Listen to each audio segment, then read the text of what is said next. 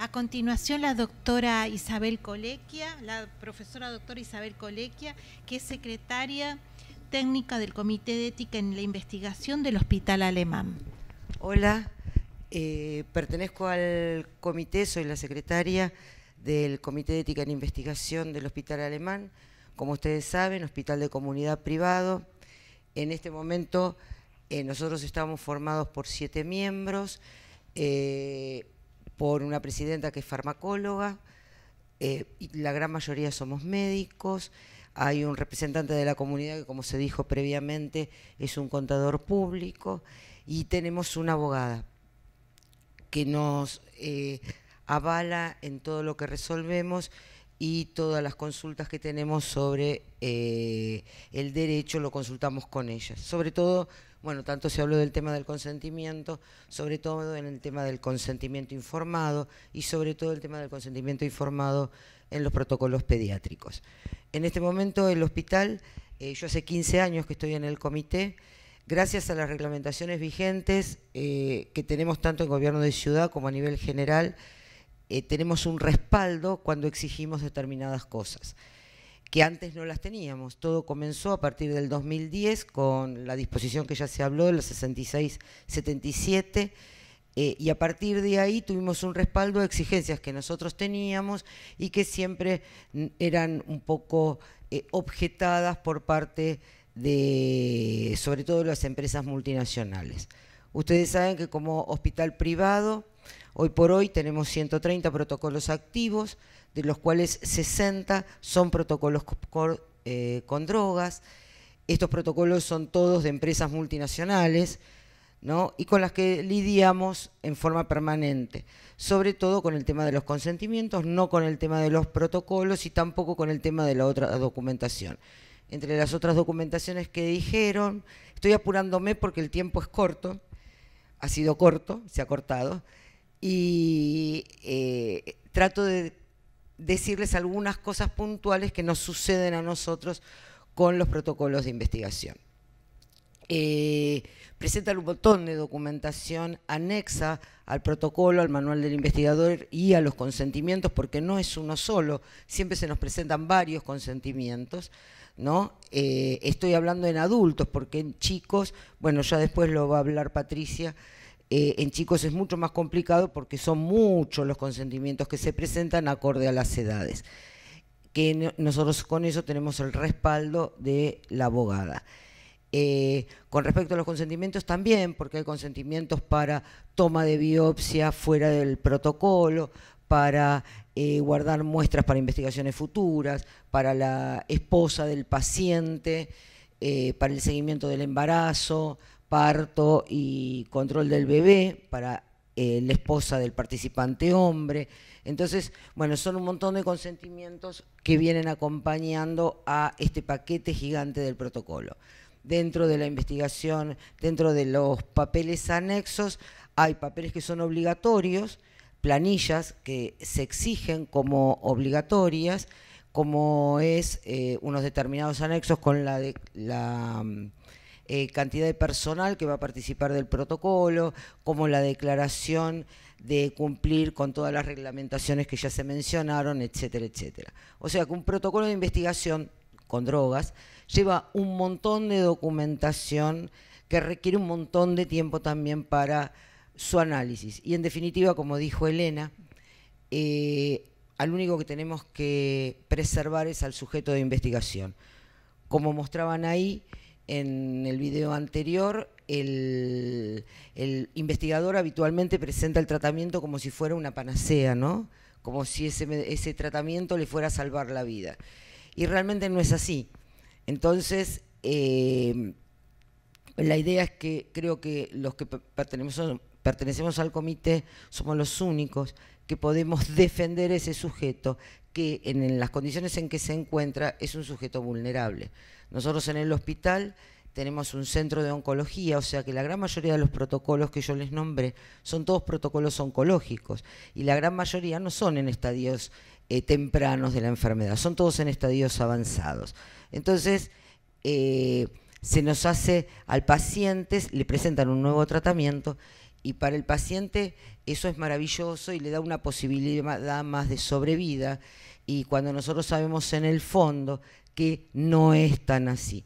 Con respecto a lo que el doctor planteaba, con respecto a la supervivencia de los pacientes y lo que dice el protocolo que disiente a veces con los consentimientos, lo que nosotros marcamos también es la forma de redacción de los consentimientos, ¿sí?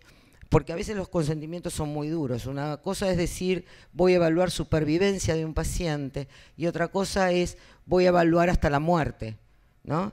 Entonces, ya sabemos que el paciente se va a morir y creo que el paciente también lo sabe, pero ponerlo tan directamente se puede modificar, y les puedo asegurar que de las 10 carillas que a veces le mandamos con observaciones, obviamente al consentimiento informado, porque a los protocolos son muy pocas las observaciones, de todas las observaciones, estas empresas multinacionales no tienen ninguna objeción en hacer todas las modificaciones que nosotros solicitamos, ¿sí? Porque, como se dijo previamente, hay un interés económico de por medio, les interesa que nuestra institución participe del protocolo, entonces ponen todo lo que nosotros habitualmente le pedimos, que no es nada ajeno a lo que la reglamentación vigente nos pide y nos respalda. Bueno, la clase estaba destinada a hablar de cómo nosotros analizamos los protocolos. Utilizamos un checklist, hicimos tanto de los protocolos observacionales como de los protocolos de investigación. A ver, esta reglamentación, la 595 del Ministerio de Salud, es la que reglamenta los protocolos observacionales. A partir de ella, nosotros nos pudimos respaldar para solicitar determinadas cosas. En particular, de la cantidad de protocolos observacionales que tenemos, un 25% están patrocinados también por empresas multinacionales, un 25% por sociedades científicas y el resto son no sponsoriadas. Cosa que entonces hay que modificar más, inclusive ahí el protocolo, porque como están redactados por médicos, los médicos no tienen tanta experiencia en la redacción, que es lo que tienen que colocar tanto en el protocolo y menos en el consentimiento. Siguiente. Bueno, esta reglamentación habla de los tipos de protocolos observacionales. Pasemos esta y la que sigue, porque ahí nos explica cuáles son los protocolos que se pueden hacer observacionales, ¿no? Que no está en la reglamentación. Estos son los ítems que nosotros tenemos en el checklist para no olvidarnos de ninguno de los puntos que debe contar el protocolo observacional. Desde el título del estudio, el nombre del investigador, el número de contacto que fue aprobado por un SEI, qué características tiene. Todos los protocolos nuestros no solamente ponen el nombre del SEI, del SEIA, que es en nuestro caso, del hospital, sino ponemos la dirección, el número de teléfono, los mails para poderse comunicar y demás.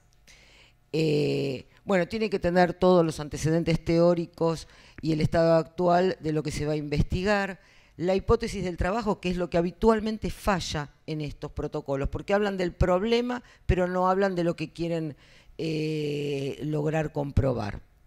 Los objetivos, el diseño meteorológico, la descripción de la población y la recolección de datos y el proceso estadístico. A esto le agregamos en los protocolos la aprobación por el comité y le agregamos todo un texto que ya tenemos preelaborado sobre confidencialidad de los datos en base a la Ley de Protección de Datos Personales y la forma de preservar al sujeto con la información, que muchas veces eso no se aclara, entonces no sabemos si se van a poner nombres y demás. Aparte, lo que no está escrito se puede hacer. Entonces, dejamos constancia de un montón de requisitos para proteger al sujeto de investigación. Con respecto al consentimiento, siguiente, con respecto al consentimiento informado, la reglamentación esta, la 595, manifiesta todo este tipo de ítems, ¿no?, que tenemos que tener en cuenta para la redacción del consentimiento.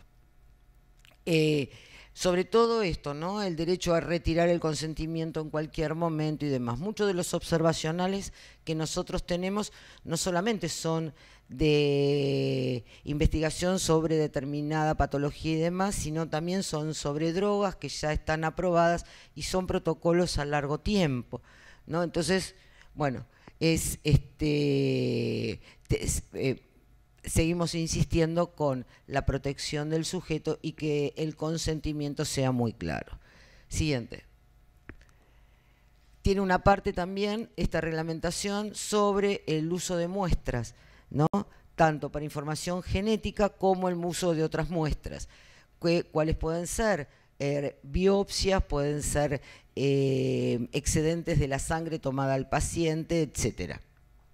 Entonces, también hay una parte de este consentimiento, que también lo tenemos en el checklist, si este protocolo va a tomar muestras, ¿no? Aparte de lo que se lee del protocolo, de todo lo referido previamente. Siguiente. Un problema tenemos con las edades, ¿no? Estas edades que dice esta reglamentación no son coincidentes con las edades que manejamos en los protocolos con drogas. Acá se habla que en los menores dan el asentimiento, como ustedes verán, en todos los casos se habla de asentimiento del menor y consentimiento de padre, madre o representante legal. En los protocolos con drogas ya después van a hablar, las edades varían, o sea, los tenemos divididos a menores de 13 a 16, de 16 a 18, ¿no? En este caso no. Y esta reglamentación hace hincapié en la preservación de los incapaces, sujetos vulnerables, ¿no? Y qué es lo que sucede.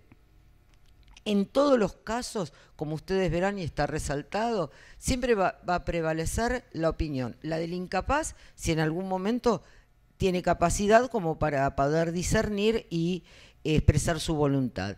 Y en el caso de los chicos, siempre va a prevalecer la opinión de los chicos, por encima de lo que quieran sus padres, cuando obviamente tengan la posibilidad de razonar y entender lo que se les está explicando.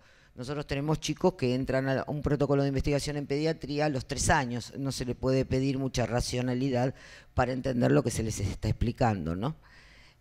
Siguiente.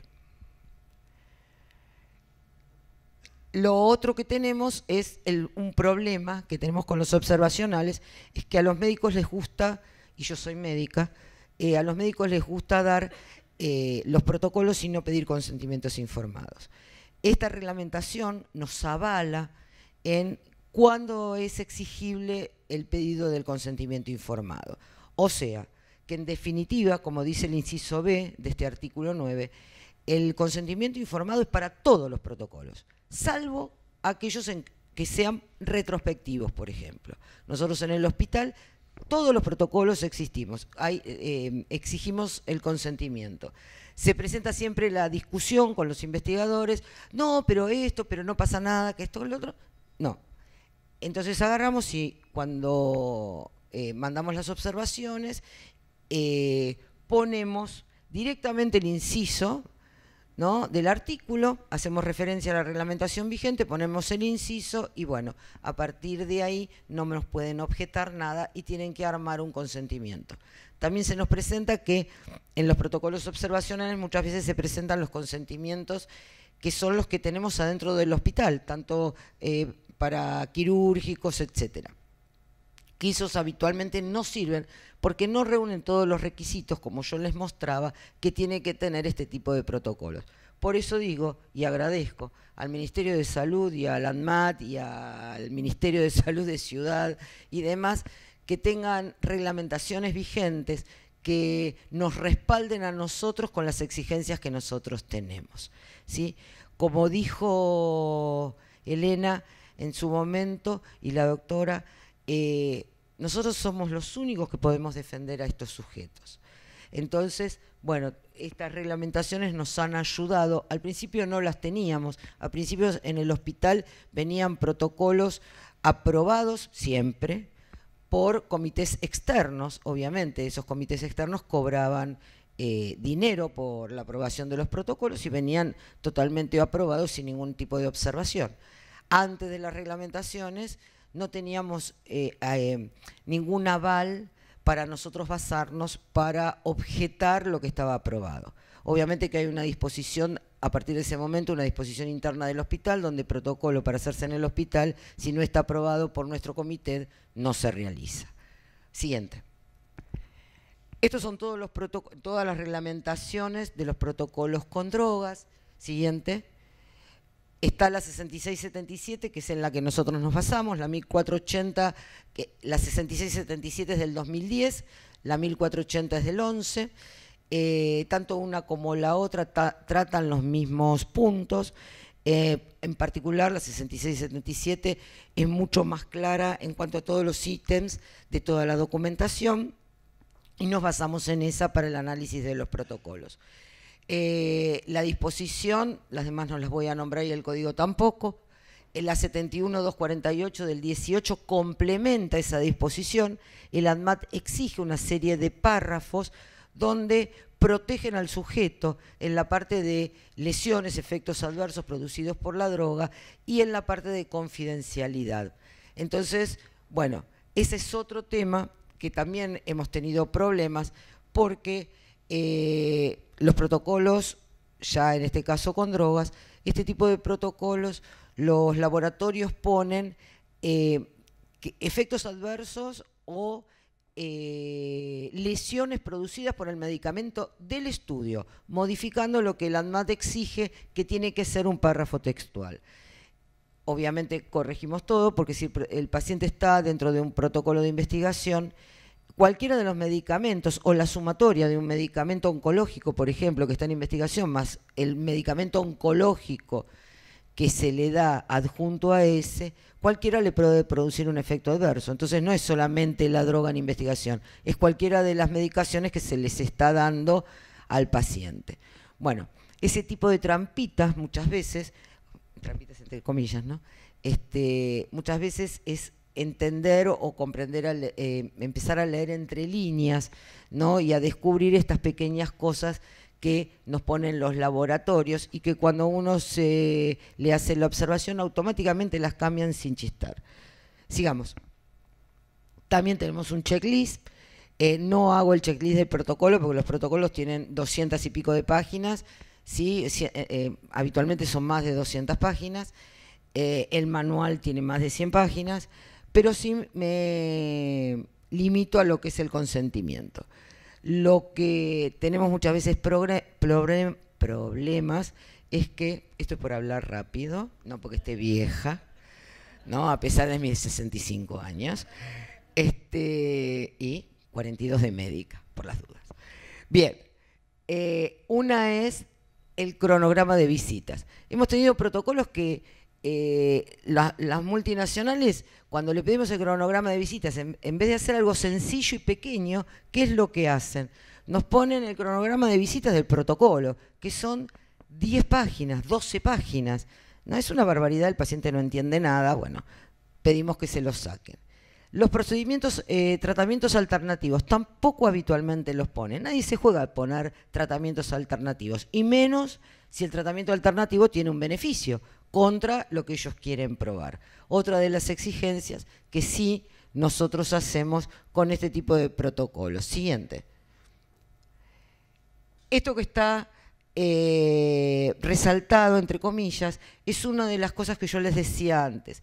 Esto se incluyó posteriormente a la disposición y es una de las exigencias, lo de las lesiones y efectos adversos que se pueden producir como consecuencia de la medicación suministrada.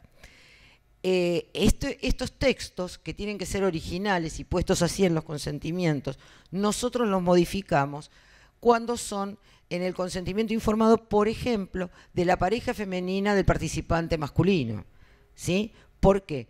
Porque ahí es cuando se hace el seguimiento de la mujer, de su embarazo, del parto y del bebé. Y habitualmente se sigue al bebé hasta el año de vida. Entonces, ahí tienen que proteger también los efectos adversos de la criatura, tanto en gestación como después del parto. Entonces, esto más lo que se relaciona con el Código Civil y Comercial de la protección de los derechos, siguiente. El primero, lo que se relaciona con el Código Civil y Comercial, por más que tiene que ser un texto textual, en este tipo de consentimientos relacionado con la mujer embarazada, pareja del paciente, también exigimos que la protección de los derechos sea no solamente de la mujer, sino también del niño. La última parte es concerniente a la Ley de Protección de Datos Personales, que también hay un texto bastante extenso que es obligatorio colocar en todos los consentimientos. El problema con las empresas es que muchas veces hay que saber leer entre líneas, ¿no? Porque muchas veces colocan cosas que uno dice, y esto nos comienza a hacer un poco de clic cuando lo estamos leyendo. Les aclaro que nosotros somos muy minuciosos en el análisis de los protocolos. Llevamos muchas horas frente a una computadora para analizar un protocolo. Hacemos un resumen exhaustivo del protocolo, que habitualmente nos lleva por lo menos 12 carillas, 14 carillas, 16 carillas, y después, bueno, vamos haciendo el checklist de cada uno de los consentimientos. Siguiente. La autorización para acceder a los registros médicos. Esta es otra parte donde en los protocolos, en los consentimientos, se pone un listado extenso de quienes pueden acceder y en determinados consentimientos hasta ponen fotocopiar, ¿sí? A mí no me causa ninguna gracia que venga la FDA o EMA, los respeto a todos, pero que vengan a sacar fotocopias, que sí que vengan a observar, pero no a fotocopiar. Entonces nosotros cuando ponen fotocopiar, decimos que anulen esa parte. Otra de las cosas que ellos ponen a veces es la notificación a los seguros, ¿no? Cosa que también hacemos sacar, porque el seguro se tiene que enterar de la patología o que el paciente está en un protocolo de investigación con una droga para su problema oncológico. Entonces, bueno, esas son como trampitas que a veces se ponen en los protocolos y si pasa bien, ¿no? Y que nosotros habitualmente modificamos. Acceso a los beneficios luego de finalizado el estudio es otro de los problemas que tenemos, ¿sí? El acceso a los beneficios ponen un texto que dice la normativa, la 6677, y todos ponen el mismo texto, sacan de la normativa el texto, que es un texto, eso sí, es un texto que a mí no me da ningún tipo de seguridad que ese paciente tenga acceso, así sea beneficiado con la droga que se le está dando, ¿sí? O por costo o porque todavía no ha sido aprobada. Todos los protocolos de drogas son todos protocolos de larguísimo tiempo, ¿no? Son protocolos que llevan muchísimos años y que los tenemos en el hospital durante muchos años. Y a mí eso es una de las cosas que más me preocupa. ¿Qué pasa con ese paciente si la droga que le estamos dando nueva es efectiva, ¿no? Y el protocolo pone la duración límite de tantos años y después seguimiento, o sea que la droga se le va a dar durante tantos años y después se le va a hacer el seguimiento. Entonces esa es una cosa que permanentemente nos preocupa a nosotros. Y no son nunca muy claros, porque todo es plata, entonces no son nunca muy claros en cuánto tiempo a posteriori, ¿sí? Siguiente. La primera es en el caso de los sujetos vulnerables y el otro tema es el placebo. El placebo, a pesar de los años que estoy en investigación, siempre me hizo mucho ruido, ¿no? Y siempre me dio un poco de temor, sobre todo en los protocolos donde las ramas van a tener una rama placebo y la otra rama con el tratamiento estándar. Cuando las ramas tienen placebo más tratamiento estándar y en la otra rama tratamiento estándar, no nos preocupa tanto, ¿sí? Pero sí cuando es tratamiento estándar o el placebo. Y ahí, ¿qué hacemos? ¿Sí? Entonces, es todo muy lindo, todas las reglamentaciones son muy lindas, pero volvemos a lo mismo, ¿no? Ponernos en el lugar del paciente, y somos los que teóricamente tenemos mayor conocimiento sobre el tema. Entonces, me parece que darle una droga que está en estadios de investigación nosotros hacemos desde estadio 1. Con respecto a lo que decían, nosotros en fase 1 y fase 2 presenciamos la toma de los consentimientos informados. Fase 3 no, pero en fase 1 y fase 2, que a nosotros nos avisen con 24 horas y ahí estaremos cualquiera de los componentes del comité presenciando la toma del consentimiento. También tenemos toda una serie de preguntas para ver si el paciente ha entendido, ¿no? Y sobre todo en los de pediatría. Siguiente. Bueno, el primero es sobre qué pasa con las embarazadas. Obviamente, mujer embarazada se retira del protocolo. Otra de las cosas era la cobertura de los métodos anticonceptivos, ¿sí?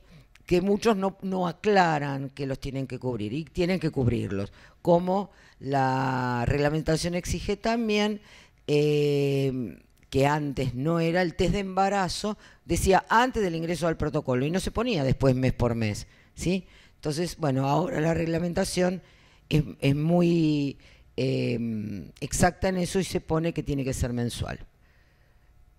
Y este es el otro de los temas, ¿qué pasa con la continuación del tratamiento a posteriori? Es otra de las cosas que la reglamentación no nos avala en cuanto a que nosotros podamos exigir que tenemos una reglamentación que nos respalda cuando queremos exigir el tratamiento a posteriori cuando es efectivo. Aunque hay una reglamentación también que es creo que es 858, que es para el programa de acceso expandido, ¿no? Que yo no la puse en el listado y que nosotros tenemos en este momento 3 protocolos en programa de acceso expandido con drogas. Y también tenemos un checklist del mismo y es un checklist muy similar a el de los protocolos con drogas. No, tienen algunas pequeñas diferencias, pero nada más. Siguiente. Bueno, y para concluir, seguimos con el tema de la dignidad. Puse 2 párrafos, uno de la 6677 del 2010, que habla sobre la importancia de ¿cómo se llama?, de los protocolos de investigación, ¿no?, para la población en general, como se ha dicho previamente, pero a su vez el respeto por la dignidad. Y me interesó un artículo, como estoy hablando de derecho, me estoy infiltrando en el tema del derecho, porque todo hablé de reglamentaciones, puse un pequeño párrafo sobre un artículo de una abogada de Mendoza, Argentina, que habla sobre la dignidad humana, y donde ella expresa en todo el artículo que la dignidad humana es un derecho personalísimo, ¿no? Es uno de los derechos fundamentales y que de ahí está por arriba de todos los demás derechos, entre ellos el derecho a la salud, que es el tema que nos ocupa hoy, ¿no? Porque en definitiva los protocolos tienen que ver con eso. Bueno, nada más.